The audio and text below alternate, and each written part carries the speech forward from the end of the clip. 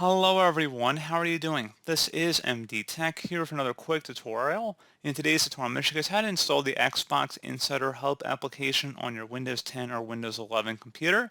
So this should hopefully be a pretty straightforward tutorial, and without further ado, let's go ahead and jump right into it. Open up the search menu, type in Microsoft Store. Best match should come back with Microsoft Store. Go ahead and open that up. In the search apps, games, movies, and more field up at the top, go ahead and just type in Insider Hub.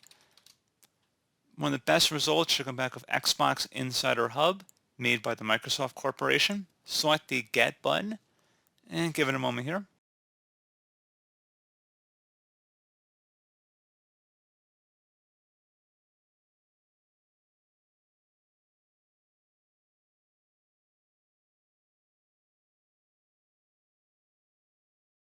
And once it's done, it should give you the option to go ahead and open it.